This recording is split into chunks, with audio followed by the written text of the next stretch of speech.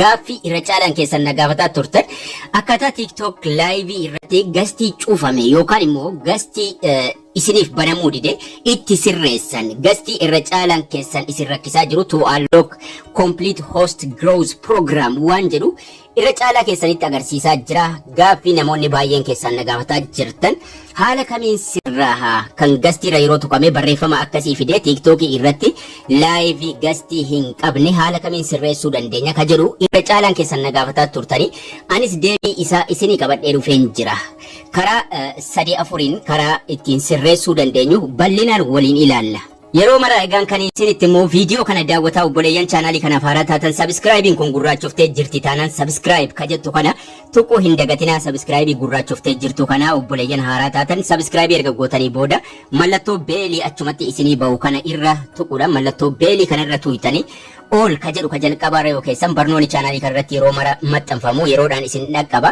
Erga ol irra keessanii booda laayikiin sakandii xiqqoo isinitti fudhata. Laayikii gochuudhaan eegalaa isiniin jecha laayikiin kun waan sakandii xiqqoo namatti fudhattu warra viidiyoo dalaguuf immoo haamilee guddaa kan taatu. Kanaafuu laayikii tuquudhaan eegalaa isiniin jecha. Egaa gara barnoota keenyaatti yeroo darbinu sababni TikTok live irratti gastiin ofii ta'uuf yookaan immoo sababni inni gastiin hin qabneef maali?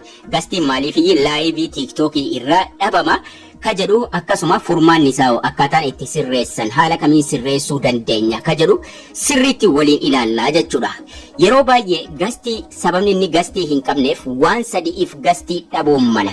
Waan sadan sana tartiibaan 1 2 3 waliin jennee ilaalla. Fooloon keessanii akkuma tokko ol darbinaan live seenuu dandeessu. Live erga seentanii booda irra caalaan keessan gastii hin qabu waan jedhu gaafataa turtan. Subscribe kuma ol qabatanii gaa yeroo live qopheeffatanii go live kana tuutanii seentan gastiira yeroo isin tuutan to unlock complete host growth program waan jedhu namoonni baay'een natti agarsiisa waan jedhu dubbataa turtanii. Kanaafuu furmaan isaa maali ka jedhutti seenuu keenyaan dura live irra seenee al takka waan xiqqoo isinitti agarsiise gara fuula duraa haa deemnu. Live yeroo seentanii gaa gastii nama galchuu barbaannaan gasti host jedhee jala sana jira. Erga live irra seentanii booda host ka jedhu kunis gasti ka jedhu kunis jala jira. Gastii irra yeroo isin tuutan nama dhufee isin daawwataa jiru yoo feetan invite gochuu dandeessu yookaan immoo yoo inni isin gaafate accept gootu jechuudha. Gastii irra erga tuutanii booda haala kanaan namni asirratti isinii bahu invite gochuudhumaan seensiftuu jechuudha. Gariin garuu yeroo isin irra tuutan gastiin sun isiniif bahuu dida yookaan immoo ni daalachaa jechuudha. Akkasuma yoo daalachaa dhiisellee yeroo isin irra tuutan gastii sanarra yeroo isin irra tuutan to unlock complete host growth program waan jedhu fidee kaa'aa jechuudha. Gastii kana banuuf jalqaba host growth programii yookaan immoo seera TikTok guuttachuu qabdaa waan jedhu fidee as kaa'aa jechuudha. Host growth program waan jedhu guuttachuu qabda waan jedhu fidee gubbaarra kaa'aa hin galchuu jechuudha. Daalachaa hedduu gastiin illee jala. Yeroo isin irra tuutan immoo barreeffama akkasii kana gubbaatti fidee kaa'aa jechuudha. Sababni inni barreeffama kana fidee kaa'uuf maali? Akkasuma haala kamiin sirreessina isa jedhutti haa darbinu amma 1 2 waliin jennee karaa 3 sirreessuu dandeenya. Why don't I have guest option on my TikTok live? Maaliif guest hin qabne TikTok live kiyya waan jedhu gaaffii namoonni baay'een gaafatanu. If you cannot see the guest option on TikTok, yoo guest option yookaan immoo yoo TikTok kee guest hin qabanne, it likely means that your account doesn't meet the criteria for accessing this feature. Kana jechuun accountiin TikTok keetii seera ta'e hanqatee jira yookaan immoo waan inni hin guuttannetu jira jechuudha waan jedhu fidee as nuuf kaa'a. Wanti inni hin guuttanne wanti guuttatamuu qabu yookaan wanti sirreeffamuu qabu maali ka jedhu tokkorraa haa eegallu. Inni tokkoffaan fi inni guddaan your age umurii kan kee jedha. TikTok let users age 16 and above launch live stream on TikTok.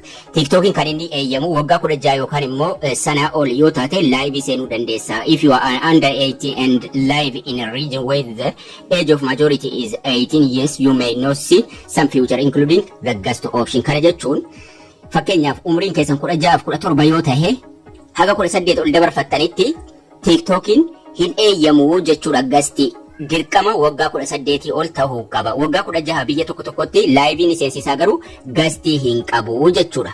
Kanaafuu inni tokkoffaan waggaadha jechuudha. Sirraa'uu hin danda'u yeroo baay'ee.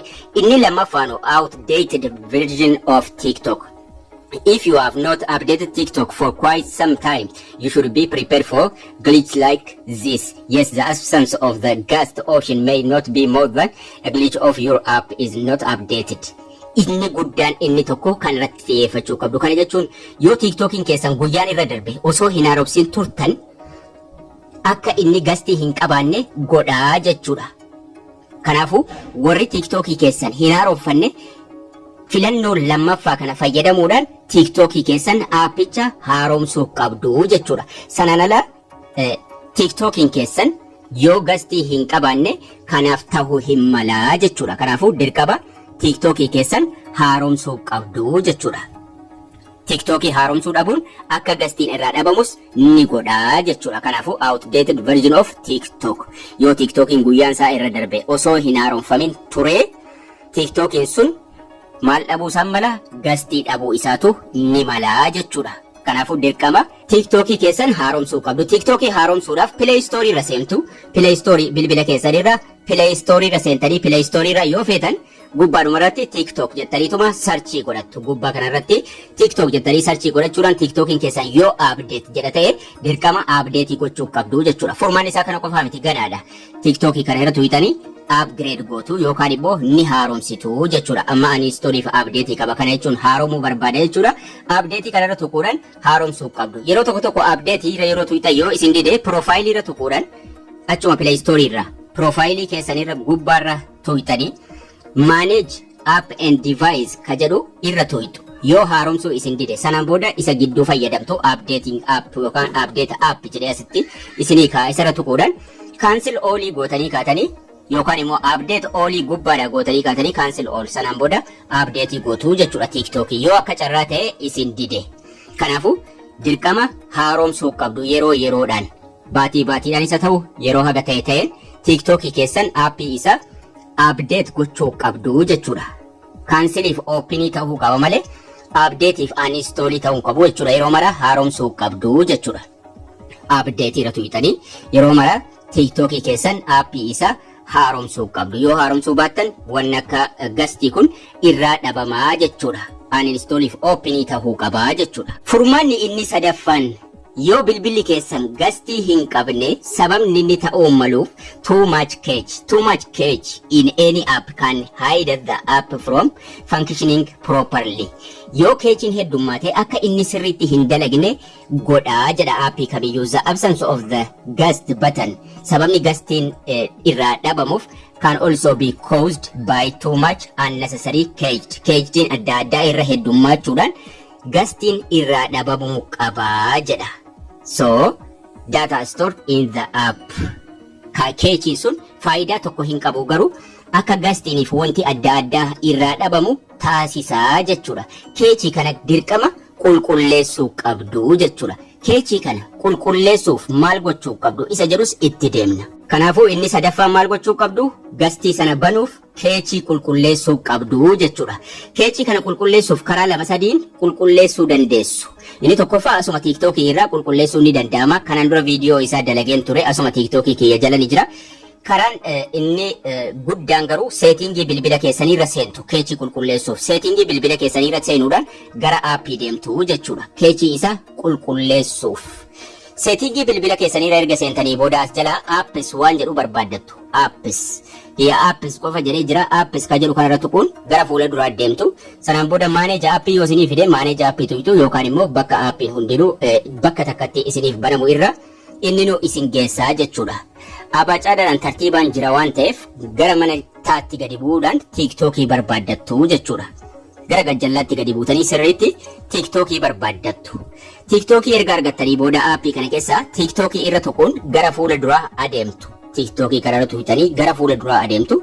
TikTokii irra tuqxanii erga gara fuula duraa adeemtanii booda asirra storage ka jedhu irra tuqattu jechuudha. Storage isii jettu kana irra tuquun gara fuula duraa adeemtanii clear dataaf clear cachein yoo gubbaa jiraate gubbaarumarraa clear cache tuqxu yoo gara gajjallaa jiraates akkasuma.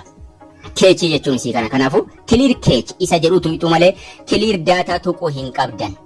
Ammallee irra deebiin isinitti hima clear data tuquu hin qabdan. Clear cache isa jedhu kana malee isa kanatti bu'uu hin qabdanu. Clear dataatti bu'uu hin qabdan. Clear cache ka jedhu kanarra tuquudhaan clearii gootu jechuudha. osoo asirraan qulqulleessii yoo TikTok irraa ilaaltan clear cache kana jechuudha. Sarara sadan gubbaa jiru tuquudhaan asiis qulqulleessuu dandeessu waan ta'eef sarara sadan tuytanii setting and privacy jedhee as jira. Setting and privacy kana tuquun gara fuula duraa deemtu. Erga gara fuula duraa deemtanii booda gara gajjallaatti as dhufuudhaan maal gootu? Free app space waan jedhu jira. Free app space ka jedhu kanarra tuytanii gara fuula duraa deemtu jechuudha. Sanaan booda cache jedhee jalqabarra jira. Clear ka jettu fuula dura isaa jirti. Clear kana tuquudhaan asirraayis kaansiliif clear isinii fida. Clear gochuudhaan asiis qulqulleessuu dandeessu jechuudha. Yookaan immoo aappichumarra clear cache ka jedhu yeroo isin tuytan 200 wayii ture naan jedha kan koo duwwaa godhaa jechuudha. Amma qulqullaa'ee jira. Kana jechuun TikTok irraas amma yoon deeme qulqullaa'aadha. Sarara sadan tuqee settingii tuqa. Sanaan booda gara gajjallaatti gadi buuhuudhaan free app space isii jettu kana tuqeen gara fuula duraa deema. Keechiin asii duwwaa ta'uu qabaa jechuudha.